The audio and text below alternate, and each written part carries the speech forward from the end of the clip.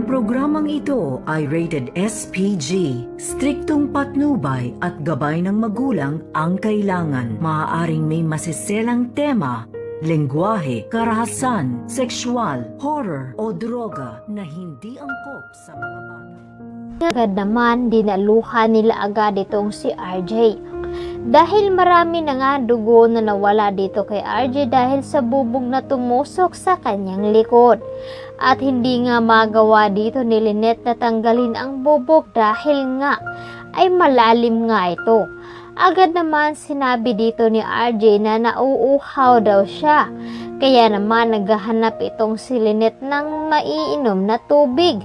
Ngunit ang nakita naman niya dito ay ang tubig na ginagamit doon sa pangdidilig ng halaman. Dahil nga nasa loob sila ng flower shop ay wala ngang taong na makakarinig sa kanila. Dahil stranded nga silang dalawa. Hanggang sa sinabi nga dito ni Lynette na yun na lamang daw ang kanilang iinumin. Ngunit ayaw pa rin daw dito ni RJ, titiisin na lamang niya ang uhaw dahil nga madumi daw ang tubig na yun. Ngunit sinabi naman dito ni Lynette na siya daw ang unang iinom. Kapag sasakit nga daw ang kanyang tiyan ay wag na daw uminom itong si RJ. Ngunit pagkalipas ng 3 minuto ay hindi naman sumakit ang tiyan dito ni Lynette. Kaya pilit na pinapainom niya dito kay RJ ang tubig. Kaya naman halos mawala na ito ng hininga at dahil nga sa sugat na kanyang naranasan. Samantalang sa loob ng building kung saan ay nandoon nga itong si Annalyn at Doc Lyndon kasama si Zoe at Moira. Natrap nga ito sa loob kaya naman hindi sila makalabas dahil nga ay masyadong naharangan nga at hindi pa nila makita ang exit. Kasama naman nila ang mga bata at agad naman sinabi dito ni Doc Lyndon na wag daw aalis ang mga bata dahil babalikan niya ito. Nakahanap na nga ng gamit itong si Annalyn at si Doc Lyndon upang gamitin nga dito sa pag-oopera dito kay Moira upang matanggal nga daw ang pressure sa kanyang utak. Ngunit hindi nga sigurado itong si Zoe kung magtatagumpay ba sila sa kanila plano. Ngunit agad naman sinabi dito ni Doc Lyndon at Annalyn kung ano ang magiging desisyon dito ni Zoe na kailangan daw ay magtiwala siya sa kanila na mailigtas ang kanyang ina.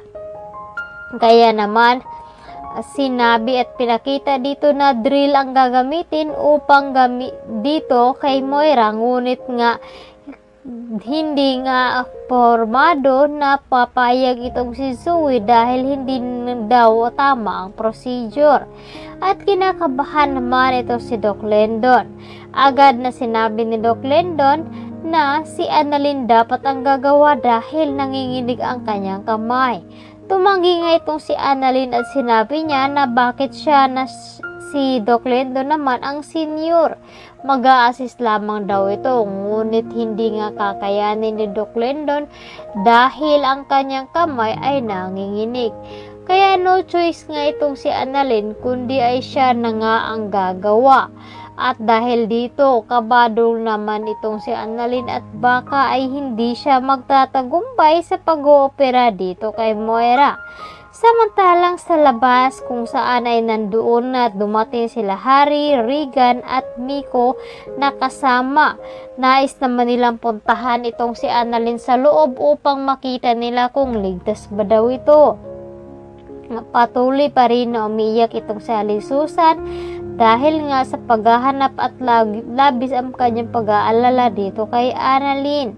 Hanggang sa sumilip nga doon siya kung may lumabas ba doon si Annalyn at sakto naman na nakita dito ni Aling Susan itong si Joy. Nagmamakaawa nga ito na humingi ng tulong sa kanya. Ngunit sa ginawa nga dito ni Joy sa kanya ay hindi niya ito tinulungan. Hanggang sa maisip nga dito ni Aling Susan na balikan na lamang itong si Giselle upang sabihin na hindi pa rin lumalabas itong si Annalyn sa loob. Kaya naman nais nang puntahan nila ni Harry at ni Regan itong si Annalyn sa loob. Ngunit agad din pinigilan dito ni Giselle dahil baka daw mapahamak sila. Masyado nga daw delikado sa loob kung papasukin nila ito. At sa di kaya layuan ay nagpunta rin naman doon si Josa doon sa cellphone shop kung saan ay imimit niya ang kanyang kaibigan dahil titingnan nga daw niya ang kanyang cellphone na kanyang bininta. Kaya ito ang dapat nating aabangan. Mailigtas nga ba ni Annalyn itong si Moira? Kaya dito lamang.